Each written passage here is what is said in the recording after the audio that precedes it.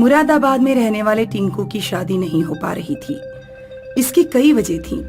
एक तो टिंकू की लंबाई कम थी और फिर उसके पास कोई अच्छी नौकरी भी नहीं थी। टिंकू की माँ अपने बेटे की शादी को लेकर बहुत परेशान थी। उसने अपने आस पड़ोस की सभी औरतों से कह रखा था कि अगर लड़की मिले तो बताना, लेकिन अभी तक टिंकू के लिए कोई रिश्ता नहीं आया था। टिंकू की माँ एक दिन औरतों के बीच ऑनलाइन मैट्रिमोनी साइट्स के बारे में सुनाई और टिंकू से बोली, टिंकू बेटा, मैंने सुना है कि आजकल ऑनलाइन भी रिश्ते हो जाते हैं। तू अपने लिए ऑनलाइन लड़की क्यों नहीं ढूंढ लेता? अपनी माँ के कहने पर टिंकू ने 3-4 मैट्रिमोनी साइट्स पर अपनी आईडी बना ली और कई लड़कियों को मैसेज भी किया, लेकिन टिंकू के पास किसी लड़की का रिप्लाई नहीं आया।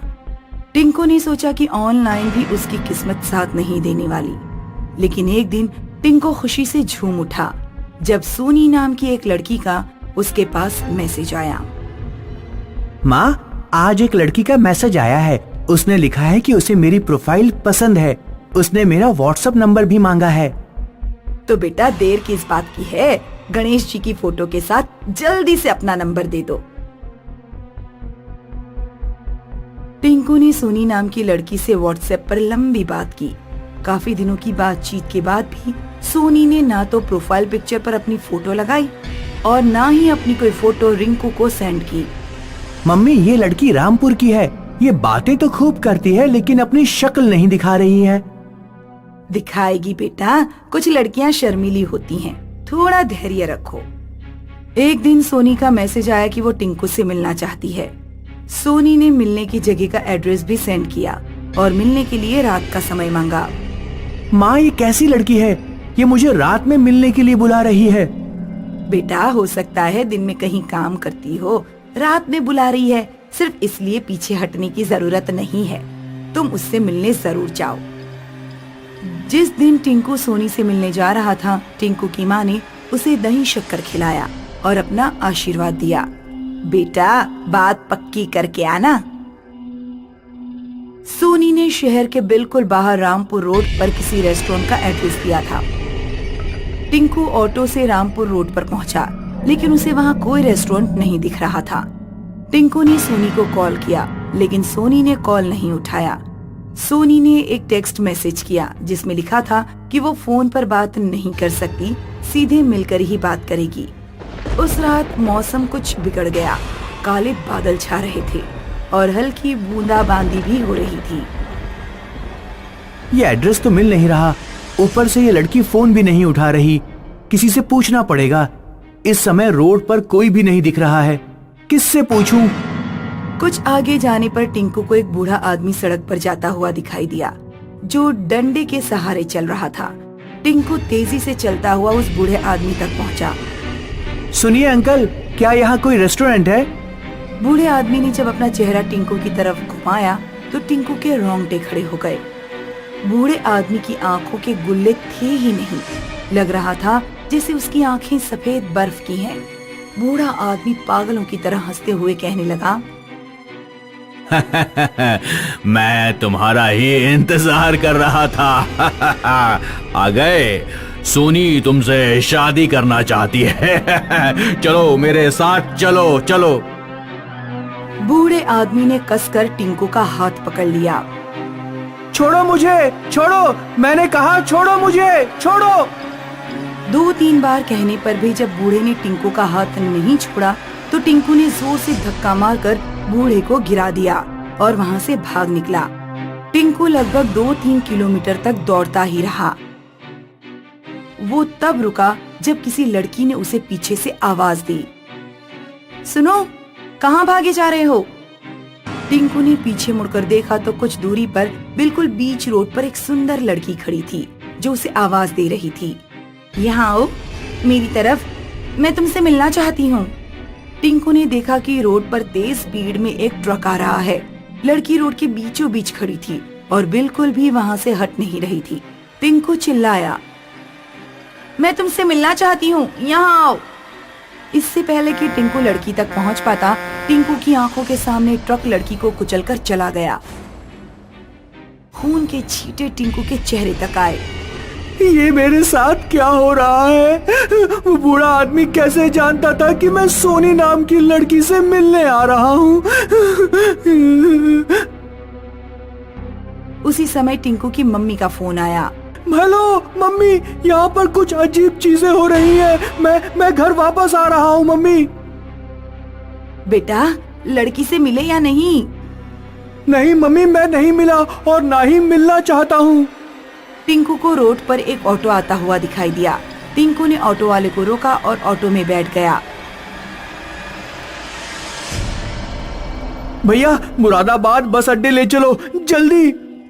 टिंकू ऑटो में अपनी मम्मी से बात कर रहा था। तभी उसने देखा कि ऑटो वाले का सिर एक चुड़ैल के सिर में बदल गया। चुड़ैल का सिर 180 डिग्री पर टिंकू की तरफ घूम गया और टिंकू चलते हुए ऑटो से कूद पड़ा। जब टिंकू की आंख खुली तो उसने खुद को हॉस्पिटल में पाया। क्या हुआ था माँ? मैं यहाँ कैसे पहुँचा? घबराओ नहीं बेटा, तुम ऑनलाइन रिश्ते भेजने वाली एक चुड़ैल के चक्कर में फंस गए थे। एक बस वाले ने तुम्हें यहाँ हॉस्पिटल पहुँचाया।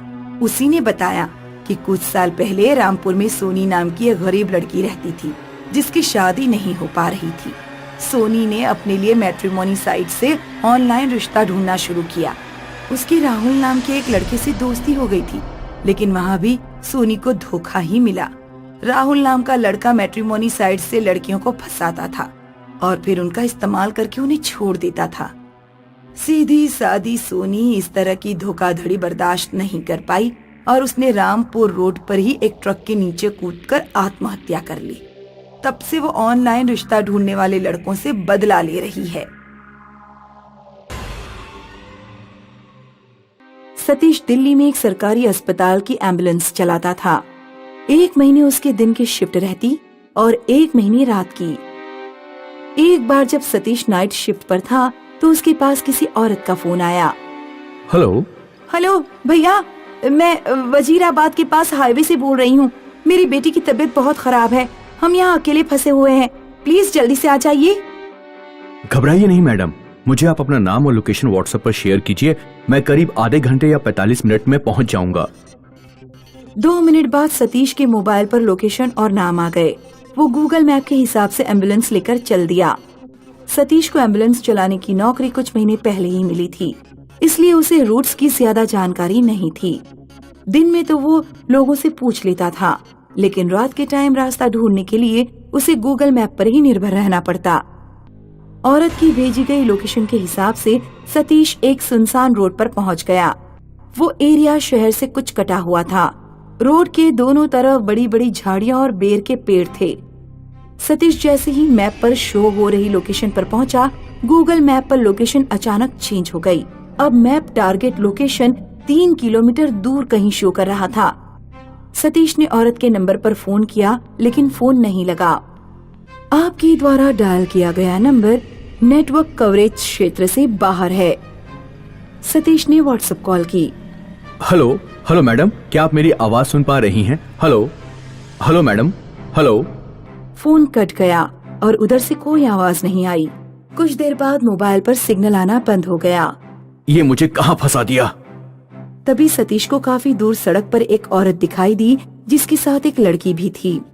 औरत एम्बुलेंस की तरफ हाथ दिखा रही थी। सतीश ने तुरंत एम्बुलेंस स्टार्ट की और तेज स्पीड से उन लोगों की तरफ बढ़ने लगा। तभी झाड़ियों से कोई अचानक भागता हुआ निकला। इससे पहले कि सतीश एम्बुलेंस के ब्रेक लगा पाता, एम्बुलेंस उस व्यक्ति से जा टकराई। सतीश बुरी तरह घबरा गया, क्योंकि पहले कभी उसके साथ इस तरह एक्सीडेंट नहीं हुआ था। वो एम्बुलेंस से उतरकर देखने गया कि उसने किसके ऊपर एम्बुलेंस चढ़ा दी है। जब उसने एम्बुलेंस के नीचे देखा तो नीचे कोई नहीं था। सतीश ने फिर सामने रोड पर देखा। पहले जो औरत लड़की के साथ खड़ी थी वो भी गायब हो चुकी थी। सतीश समझ गया कि जो उसके एम्बुलेंस के नीचे आया ना तो वो इंसान था और ना ही सामने से बुला रही औरत और लड़की। ये सब किसी आत्मा का फैलाया भ्रम है। मुझे जल्द से जल्द यहाँ से निकलना चाहिए। सतीश ने जैसे ही ड्राइविंग सीट का दरवाजा खोला, उस पर एक चुड़ैल बैठी हुई थी। चुड़ैल ने सतीश को लात मारी और वे झाड़ियों में जा गिरा। सतीश तुरंत झाड़ियों के अंदर भाग गया। उसने एक पेड़ के पीछे छुपकर अपने ही हॉस्पिटल के एक ड्राइवर को कॉल किया। हेलो सोनू, मैं सतीश बोल रहा हूँ। हाँ सतीश, तुम किसी पेशेंट को लेने गए थे ना? हाँ, आया तो था एक पेशेंट को लेने, लेकिन यहाँ कोई पेशेंट नहीं है। कुछ भूत प्रेत का चक्कर लग रहा है यहाँ पर। तुम जल्दी से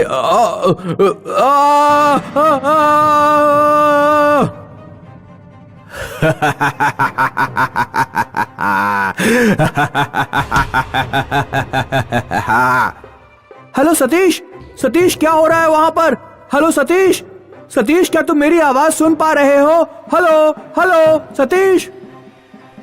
एम्बुलेंस में एक ट्रैकर लगा होता है। सोनू एम्बुलेंस को ट्रैक करते हुए अपनी बाइक से सतीश को ढूंढने निकला। करीब 20 मिनट में वो एम्बुलेंस की लोकेशन पर पहुंच गया। एम्बुलेंस स्टार्ट थी और उसका सायरन बज रहा था। सोनू ने सबसे पहले दरवाजा खोलकर ड्राइविंग सीट देखी। ड्राइविंग सीट पर कोई नहीं था। फिर उसने जाकर पीछे का दरवाजा खोला। पेशेंट को लेटाने वाली सीट पर सतीश की लाश पड़ी हुई थी। उसके माथे पर गहरा काला निशान था। 2 महीने हो गए, पर पुलिस को सतीश की मौत का कारण नहीं समझ आ रहा था। कुछ महीनों के बाद सोनू ने न्यूज़पेपर में उसी रोड पर हुए एक और हादसे के बारे में पढ़ा। हादसे में एक प्राइवेट हॉस्पिटल का एम्बुलेंस ड्राइवर मारा गया था। सोनू ने हादसे वाली जगह के आसपास पूछताछ की तो उसे एक बूढ़े आदमी के बारे में पता लगा, जिसने उसे उस लोकेशन का रहस्य बताया। 1 साल पहले यहाँ से कुछ दूर वजीराबाद में एक औरत अपनी लड़की के साथ रहती थी। औरत की लड़की डिप्रेशन का शिकार थी। एक रात उसने जहर खा लिया। औरत ने तुरंत एम्बुलेंस पर फोन किया। एम्बुलेंस ड्राइवर हॉस्पिटल से ठीक समय पर निकल गया था, लेकिन वो रास्ते में एक जगह शराब पीने के लिए रुक गया। ड्राइवर द्वारा की गई देरी के कारण लड़की की जान चली गई। एक लौती लड़की ही उस औरत की दुनिया थी। उसने लड़की के मरने पर फांसी लगाकर आत्महत्या कर ली। उस औरत की आत्मा ही अक्सर एम्बुलेंस ड्राइवर को फोन करके यहाँ बुलाती है और उनसे बदला लेती है।